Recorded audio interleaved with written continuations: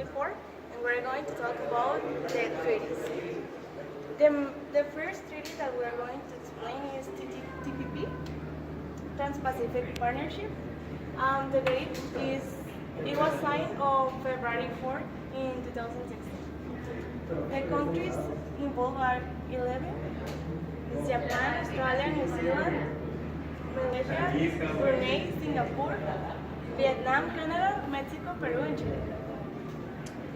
The purpose of this treaty is daily trade, labor regulation, copyright, patents, investment, and the environment. The implications to the Mexican economy by this treaty, the main two are access to main world markets and tariff reduction to the textile. Examples of benefits or loss. First, we have a loss case, the trade for the car manufactured in Mexico, and also the expensive medicine that will be increased. The C point is about a benefit, and exportations will increase by 150 million in 5 years.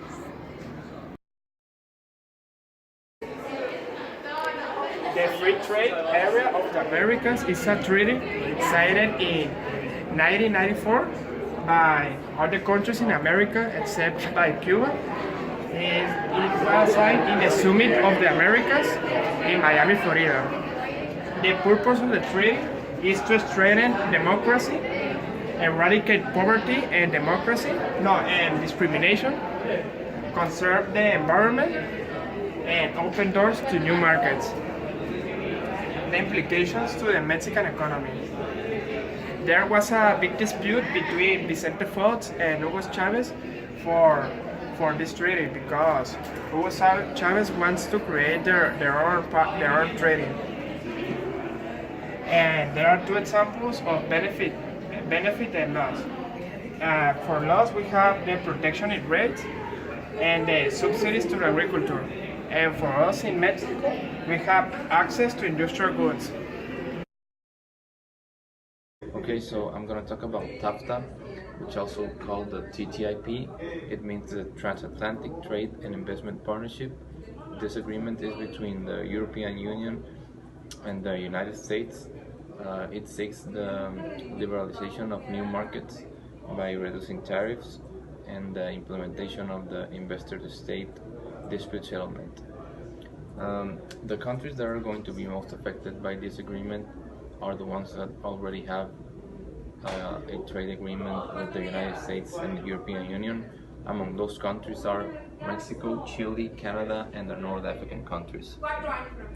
With this integral liberalization of the European Union and the United States, the welfare in real income is going to be reduced in Mexico by 7.21%, only surpassed by Australia and Canada with a 7.41% and 9.48%. Focusing on bilateral trade, the trade from Germany to the United States, it's supposed to increase by 94%, while Mexico exports, it's only increasing by 10%. APEC is Asia Pacific Economic Cooperation. It was signed in 1989, and the countries involved are 21 members, and some of them are Australia, Japan, Mexico, Singapore, China, Russia, Chile, and USA. And the purpose of this treaty is regional economic integration, 47 of global commerce. And the implication to the Mexican economy is Japan's first free trade agreement of the region. And one example of benefit and loss is Singapore with 13 free trade agreement and continued reduction of trade barriers. As a conclusion, our country needs to work more in terms of sovereignty because we are very influenced by the United States, and they have a lot of power and control in our government, and we need to work hard in that. And another topic that we need to improve is the negotiation power that we have in the treaties with other nations. And the 5 recommendations that we recommend are diversification of markets, a new FTA with China, FTA with Australia, independence of the United States in their influence, and the eradicate of